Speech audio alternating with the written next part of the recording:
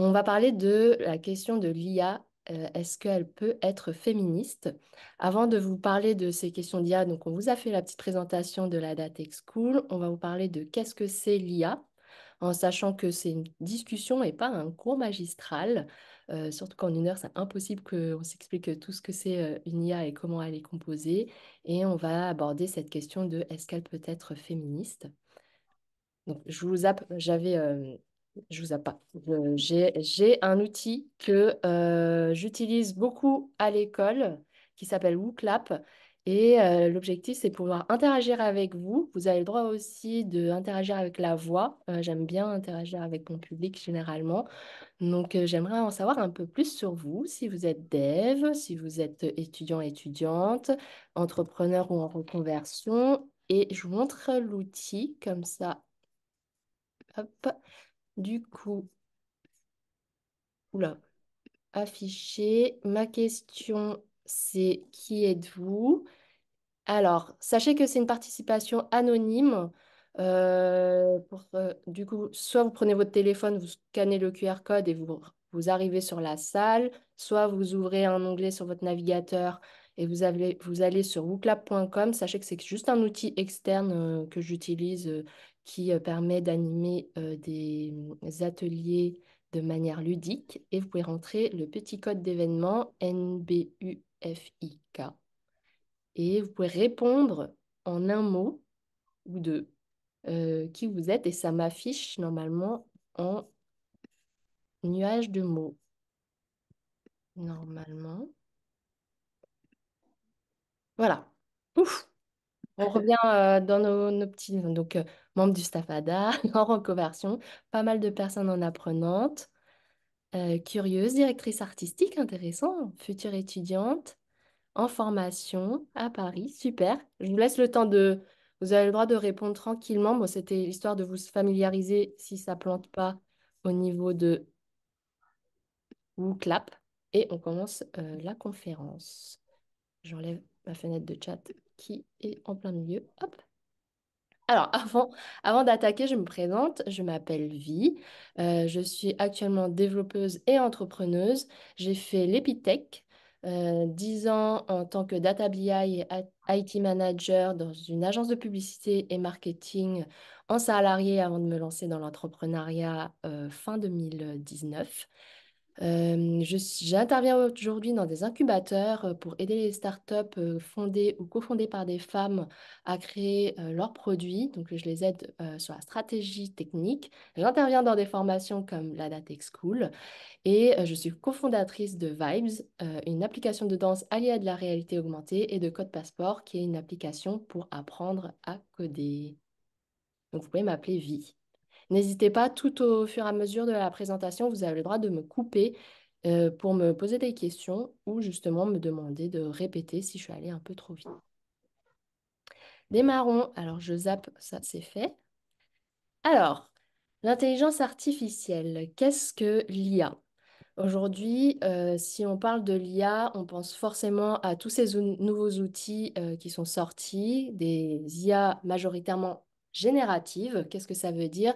Elles nous aident potentiellement à générer des images, à générer du texte, à générer du son, à savoir qu'en fait, l'intelligence artificielle, ça existe depuis bien longtemps dans notre monde. Depuis 1960, ça existe. Par exemple, les IA comme Alexa, comme Siri, qui nous permet de faire des recherches en communiquant à l'oral, sont bien présentes depuis quelques années, plusieurs années. Aujourd'hui, on en parle beaucoup parce qu'il y a tous les outils comme ChatGPT, Midjourney, qui sont en place, donc qui sont des IA génératives de texte ou d'images. Là, j'en ai mis d'autres qui sont Mistral, génératif de texte aussi, Gemini, qui est le concurrent de ChatGPT, mais fait par Google. Je ne sais pas si vous avez vu, il y a Sora, qui est l'IA qui va sortir de l'OpenAI, qui est génération de vidéos. Donc, plus on avance dans le temps, plus l'IA fait sa place dans notre quotidien et nous aide à progresser dans nos métiers. Donc moi j'aime bien dire nous aide parce que ça reste quand même des outils. Donc on va en parler un petit peu de ces outils. Euh, qui du coup, qu'est-ce que l'IA? C'est un ensemble d'algorithmes qui permet aux machines d'apprendre à partir de données. Donc, comme je vous disais, ça peut permettre de reconnaître des images, prendre des décisions, prédire des événements, dans le sens où, par exemple, là, la météo, une petite IA qui nous dit qu'il va pleuvoir, c'est plutôt pratique en analysant les données, euh, euh, des données du temps. Je vous parle de la météo alors que je suis très nulle en météo et bien plus encore dans le monde d'aujourd'hui. Donc moi, j'aime bien prendre des images parce que moi, tout ce qui est définition comme ça, pour celles et ceux qui me connaissent en tant qu'encadrante, je suis très nulle sur la partie, sur la partie définition théorique basique. J'aime bien plus parler avec des images et des schémas. Donc pour vous donner un peu plus de contexte sur l'intelligence artificielle, on va prendre un petit exemple avec un petit chihuahua. Notre IA au milieu avec des algorithmes à l'intérieur et comment on l'entraîne pour faire de la reconnaissance d'images. Donc là, ici, on est sur de la reconnaissance d'images. Donc là, la problématique, c'est que notre image de Chihuahua, on a en résultat muffin, ce qui n'est pas du tout le cas. Donc on a plusieurs manières d'entraîner, du coup, de faire apprendre notre intelligence artificielle. On a l'entraînement supervisé. Donc, qu'est-ce que ça veut dire? L'intelligence artificielle, comme je vous ai dit, c'est un robot. J'aime bien vulgariser. Donc, c'est un robot dans lequel on va lui pousser une énorme, euh, beaucoup de données, un énorme jeu de données. Il y a un premier cas, c'est l'entraînement supervisé. C'est quoi? C'est dans cet ensemble de données, on va étiqueter chaque élément pour que l'IA comprenne que ça, c'est un chihuahua, ça, c'est un muffin, ça, c'est une fleur, ça, c'est un café, ça, c'est un chihuahua, etc., etc. Donc, vraiment, on étiquette de la donnée, donc on trie de la donnée et l'IA arrive ensuite à dégager un modèle et à comprendre un certain classement et de reconnaître notre chihuahua. Il y a le deuxième type d'entraînement qui est l'entraînement non supervisé. Donc là, c'est identique. J'ai envie de vous sensibiliser sur justement l'importance d'avoir énormément de données. Là, c'est de dire, c'est de les laisser comprendre qu'est-ce qui est un chihuahua et qu'est-ce qui n'est pas un chihuahua, qui est plutôt un muffin, en faisant des analyses par rapport à à toutes ces images et en dégager justement un modèle en disant bah, un chihuahua, c'est plutôt quelque chose qui a deux yeux, un nez et deux grandes oreilles.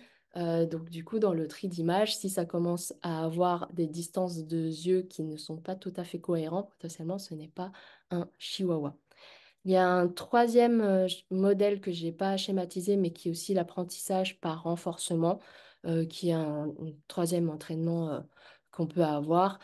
Pareil, ça peut être un renforcement par feedback humain. Donc, c'est après avoir fait le tri, c'est un humain derrière qui va dire, OK, bah, sur l'entraînement, tu as eu la bonne réponse, là, tu n'as pas eu la bonne réponse. Et donc, ça permet de calibrer notre intelligence artificielle.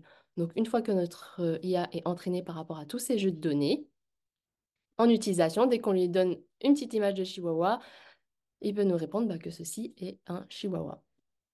Ça va sur ça? Ok. Donc, est-ce que l'IA peut être féministe? On ne répond pas à la question tout de suite.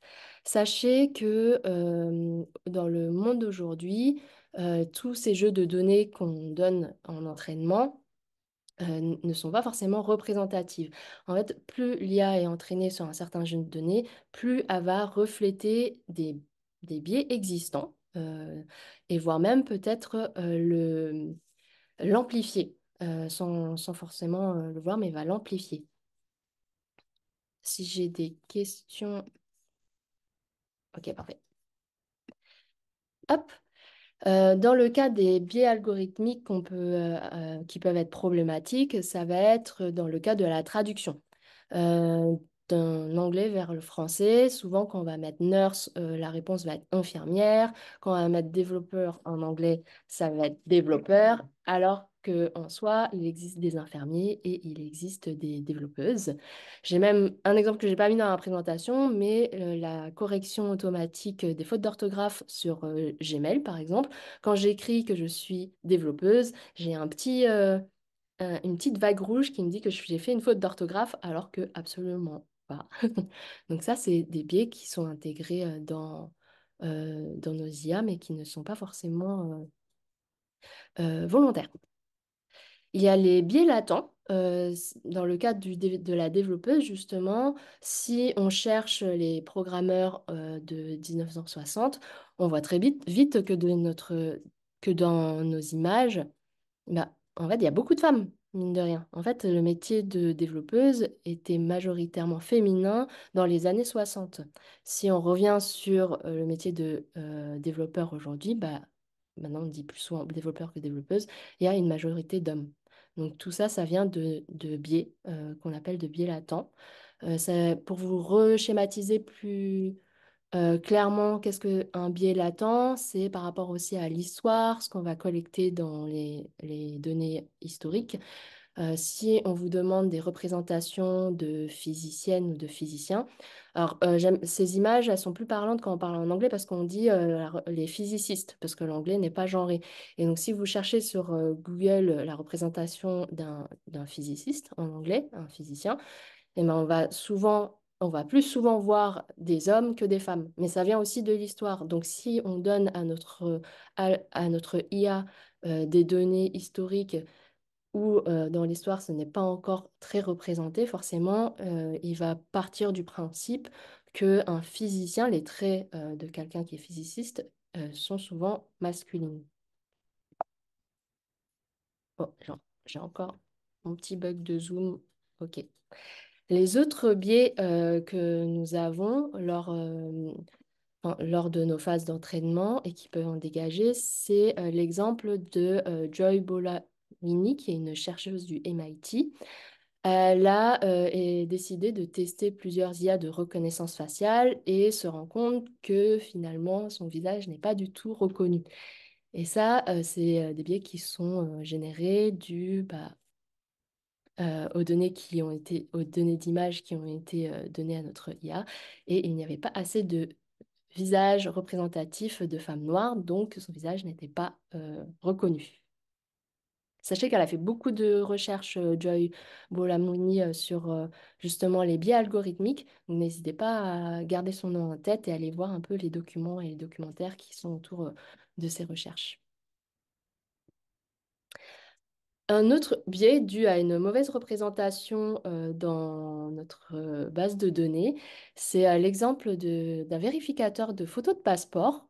Justement, il devait valider ou non si la photo de passeport était conforme aux normes pour que ça passe. Et la problématique qu'on a eue, c'est pas moi qui ai développé l'algo, mais la problématique qu'il y a eu, c'est les personnes asiatiques, les photos de personnes asiatiques ne passaient pas parce que l'algorithme pensait que la personne clignait, avait les yeux fermés, alors que pas du tout, elle avait juste les yeux en amande.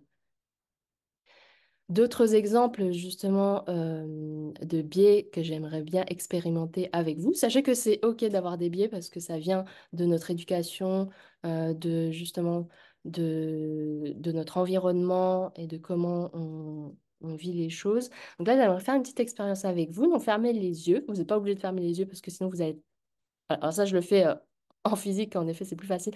Mais on va revenir sur WooClap et penser à une chaussure. Et j'aimerais savoir justement à quoi vous avez pensé. On va passer à la deuxième question.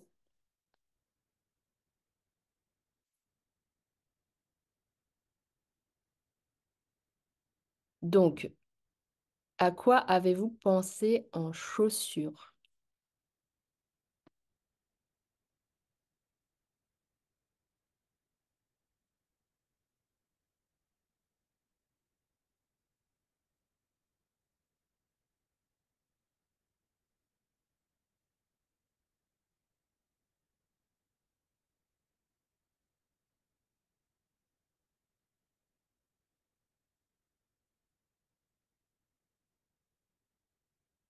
Donc, vous pouvez voter sur WooClap. Et vous avez vu, on a une majorité de personnes en sneakers, ce qui est assez marrant parce que j'ai jamais les mêmes choses selon le public, donc c'est hyper intéressant. Très peu de personnes, enfin, pas de personnes qui ont pensé aux talons. Et si je faisais exactement le même sondage sur un public différent, j'aurais pas du tout les mêmes chiffres. Et c'est totalement normal. Là, c'est parce qu'on est sur une conférence en ligne, majoritairement de personnes qui sont intéressées par l'IA. J'ai pas envie de catégoriser dans le sens de ceux qui aiment les conférences IA en ligne aiment les sneakers, mais plus dans le sens où sachez qu'on vient toujours avec nos bagages. Il y a des personnes où leur quotidien, c'est d'être en talons. Par exemple, si vous questionnez des japonaises, des businesswomen, sachez qu'elles vont répondre souvent les talons.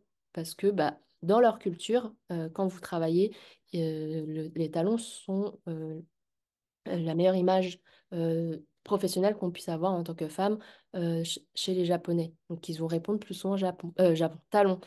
Et ça vient par l'éducation, par l'environnement, par notre entourage. Donc, sachez que c'est pas grave d'avoir des biais. C'est normal d'avoir des biais parce qu'on peut pas être omniprésent et omnisachant. Moi, je sais pas si ça se dit, mais en tout cas, c'est totalement normal d'avoir des biais. Donc ça, c'était un petit exemple, juste une petite expérience que je trouvais sympa à faire. Hop. Donc, c'était du coup, hop, attendez, j'enlève juste parce que c'est des bouts de fenêtre qui ne m'aident pas. Donc, là, il y a des... Voilà. On vient avec nos biais quand on est développeuse et développeur et quand on va créer, concevoir les algorithmes derrière les IA. Donc forcément, on va influencer potentiellement l'architecture, la conception des algorithmes utilisés par les IA. Un autre exemple de biais qu'on peut rencontrer dans les intelligences artificielles. Donc, c'est des biais qui sont involontaires pour le coup. Là, c'est des effets de bord. Pour vous montrer un exemple, c'est celui de l'amplification sur un logiciel qui s'appelle Predpol. C'est un logiciel aux États-Unis qui permet d'aider les patrouilles d'intervenir dans les quartiers où il y a de plus en plus, enfin, où il y a des violences, donc et il se passe des délinquances. Et la problématique dans ce genre de logiciel qu'ils ont rencontré, c'est que au plus ils vont faire des interventions dans un quartier, au plus on récolte des données en disant bah, dans ce quartier, il se passe pas mal de violences, donc il faut amplifier les patrouilles. Et au plus on favorise bah, justement les interventions sur que ce quartier. Et les quartiers où il y aura moins de patrouilles, où il y aura moins de données collectées, qui seront peut-être euh, mis de côté parce que finalement on a l'impression qu'il n'y a pas de violence dans les autres quartiers parce que les données qui sont nous, utilisées sont celles qui sont collectées, ben, ça amplifie justement des interventions à des quartiers où finalement ça peut être la même quantité de problématiques que dans d'autres. Il y a les biais volontaires qu'on a très souvent dans les réseaux sociaux. Un petit exemple de mon feed Instagram. La problématique des... Enfin, c'est pas une problématique, mais c'est une volonté côté réseau social, c'est qu'au plus on consomme un certain contenu, au plus il va favoriser ce contenu. Et donc, du coup, moi, je m'enferme dans un cercle de petits cochons, de crochets, de friends. Je vais rarement pouvoir sortir de ce cercle parce que au plus je consomme ce contenu qui m'est recommandé, et au moins je vais avoir d'informations en dehors du contenu que j'ai consommé. Donc ça, c'est des biais volontaires côté réseau social, réseaux sociaux. Quelle solution on pourrait apporter justement par rapport à ces biais? Là, pour le coup, j'aimerais bien votre avis à l'oral, si vous êtes volontaire. À votre avis, quelle solution on peut mettre en place pour améliorer et réduire ces biais?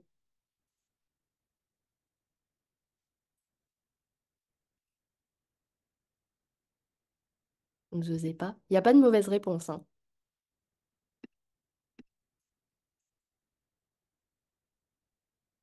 Faudrait peut-être nourrir les algorithmes avec d'autres informations. Ouais, carrément. Nourrir avec plus de données, en effet, et des données représentatives. Ouais, varier les données apportées par l'IA. Merci Anaïs. Bonjour madame. Bonjour Amina.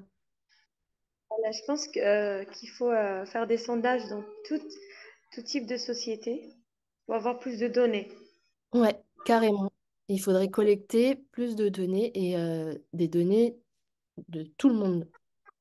Voilà, de tout le monde, exactement. Ouais. Voilà. Merci. Merci à eux. Donc, Constance, tu dis plus de diversité dans les profils qui travaillent sur l'IA. Oui, totalement. En fait, il nous faut aussi des équipes avec de la diversité à l'intérieur parce que concevoir euh, des algorithmes, ça veut dire réfléchir d'une certaine manière. Et si on réfléchissait tous de la même manière, bah, on manquerait justement de ressources et d'enrichissement, enfin d'innovation même. Est-ce qu'il y a d'autres choses qui vous traversent l'esprit pour améliorer nos IA?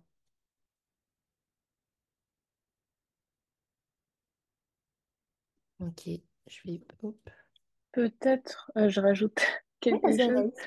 Anaïs. Peut-être travailler sur les préjugés. Enfin, mais ça, je pense que ça participe dans les personnes qui font partie des équipes qui travaillent sur ces IA-là. Le fait de varier les profils, je pense que ça peut aussi remettre en question certains préjugés.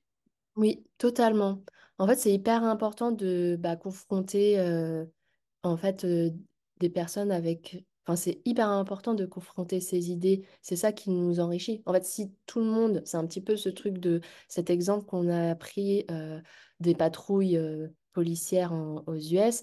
Finalement, si tout le monde pensait la même chose, on aurait l'impression que c'est une vérité absolue. Alors que si on avait des personnes face à nous qui nous contredisaient et qui remettaient en question justement notre façon de faire, ça nous permet d'ouvrir justement notre esprit et d'enrichir un peu plus notre façon de penser.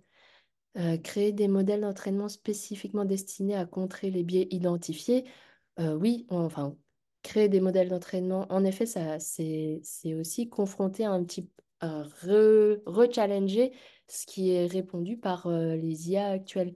Euh, Potentiellement mettre des contrôles et des tests pour voir s'il y a eu des effets de bord. Donc, cool. Alors, attendez, hop. Donc, des pistes de solutions, parce que je n'ai pas la solution, c'est justement avoir l'esprit critique, savoir questionner justement sur la donnée qui a été utilisée pour entraîner l'intelligence artificielle.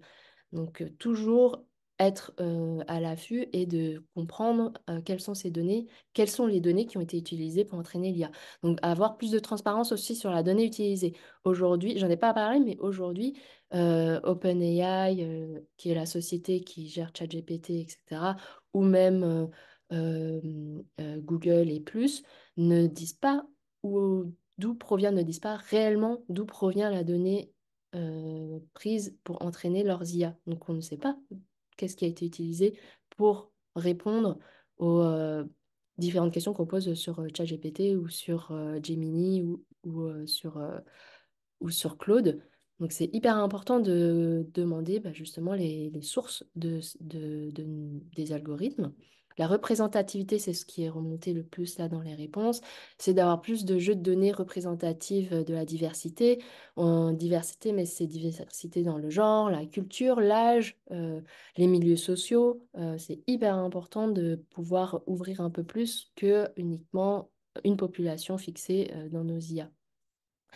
Je ne sais pas si vous avez vu récemment, si vous demandez à une IA générative d'images de représenter une jeune adolescente, là, il y a une trend sur TikTok qui sont les taches de rousseur. Et une image sur quatre comportera des taches de rousseur sur l'image générée représentant une adolescente. Justement parce que sur TikTok, vu que c'est une trend, c'est la tendance du moment, et ben, c'est quelque chose qui va être hyper repris par les intelligences artificielles actuelles. Donc, ce qui n'est pas du tout représentatif, parce que les tâches de rousseur, c'est qu'une traîne. C'est pas tout le monde qui a des tâches de rousseur. Et même, généralement, on dit que les roux sont ceux qui sont les moins présents. Enfin, je dis ça, mais en tout cas, c'est pas représentatif de la population mondiale. Les tests aussi, les processus de test et contrôle des algorithmes pour vérifier les effets de bord. Donc là, c'est un petit peu le sujet du moment côté Union européenne, c'est comment on contrôle ces algorithmes, comment on contrôle ces effets de bord. Donc, est-ce qu'il ne faut pas mettre justement des processus de test et comment on les met en place et par qui? Ça, c'est une autre question. Euh, Une des pistes sur descendre ces biais, c'est de partager, sensibiliser et éduquer la population. C'est hyper important que vous sachiez, et c'est pour ça qu'on fait cette conférence, que bah, les algorithmes peuvent avoir des biais dus aux données qui sont utilisées pour entraîner nos algorithmes. Donc c'est hyper important de partager cette information pour que les sociétés comme OpenAI soient plus transparentes sur les données utilisées et que ça devienne un sujet et pas juste quelque chose qu'ils mettent de côté. Et plus de diversité dans les équipes tech, ça c'est hyper important parce que ça permet de justement, comme on disait, d'être un peu plus ouvert sur les questions de comment notre donnée est utilisée et pourquoi. Parce qu'en vrai, les développeuses et les développeurs qui travaillent sur les IA ne sont pas malveillantes. Elles utilisent juste des jeux de données qu'elles ont et l'objectif, c'est de les questionner et dire, est-ce que tu as bien pris tel type de données? Est-ce que tu as bien testé tel type de choses? Et ces questions-là, ça va venir que en ayant une équipe qui ose, qui ont des différences et qui osent poser les questions. Bah, ah, il y a une slide qui a sauté. Pardon, c'est moi, mais ma dernière slide, qui est la slide la plus importante, je vous la mets. Du coup, à votre avis, est-ce que l'IA peut-elle être féministe? Parce que c'est notre question de notre conférence. Donc, à votre avis, est-ce qu'elle peut être plus féministe?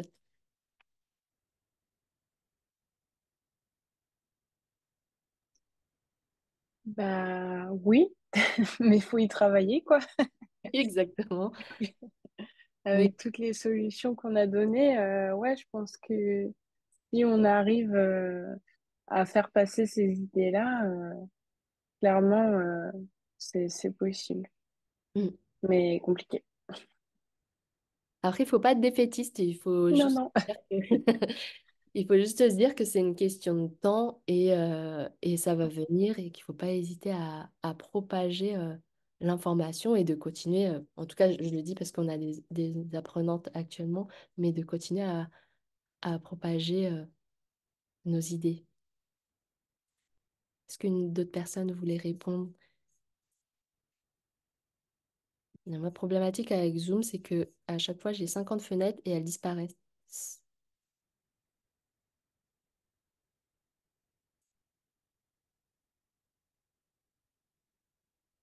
Tout dépend des données, en effet, Amina. Pour le coup, si nos données ne sont pas représentatives, bah, les IA vont suivre un petit peu le mouvement. Donc, clairement, il faut rendre ces données un peu plus féministes. Oui, Juliette, ça va être long, mais on va y arriver totalement.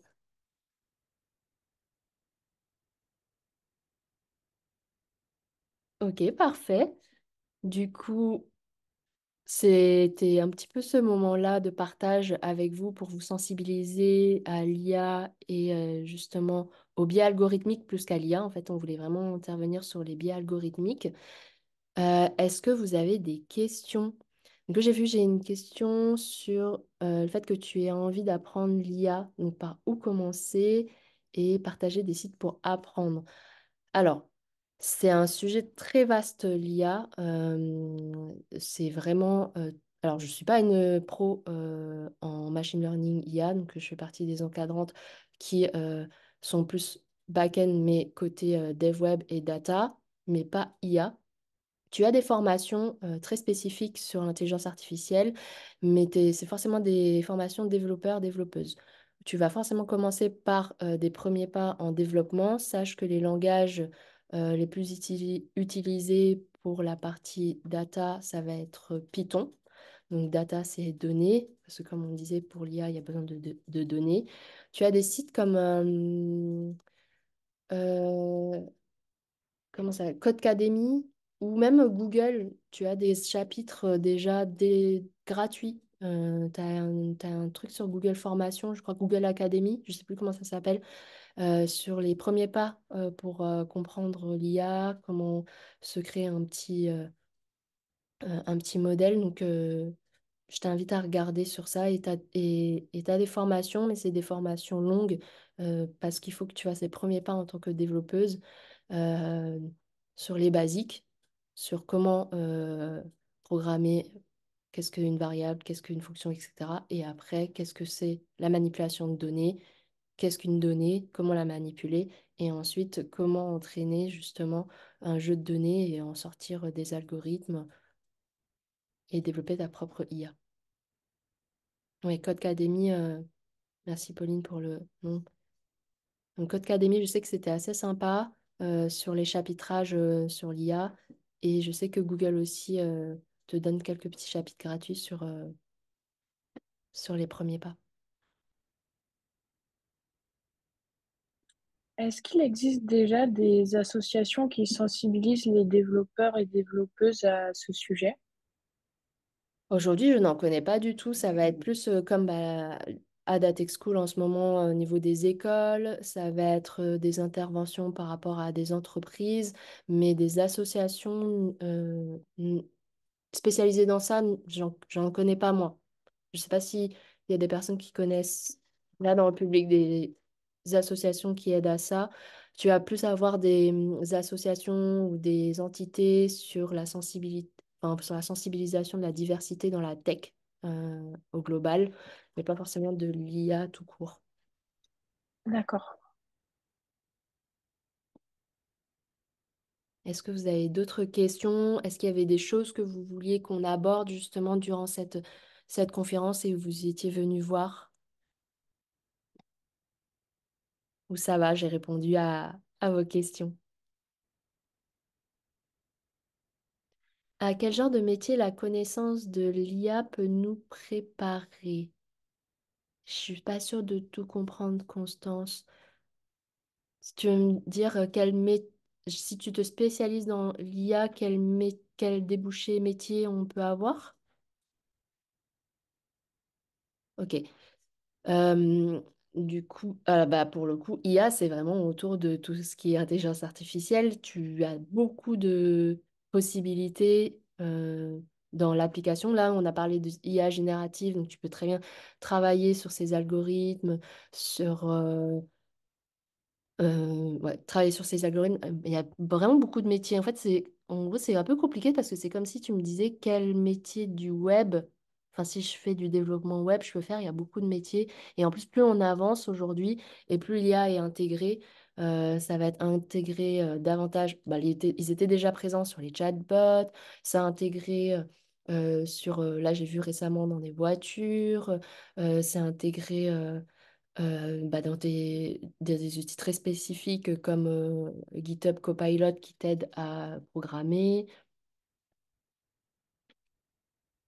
Ok, Joseph qui dit il y a peut-être l'association Tournesol à propos de l'algo et les biais cognitifs. Merci pour le partage.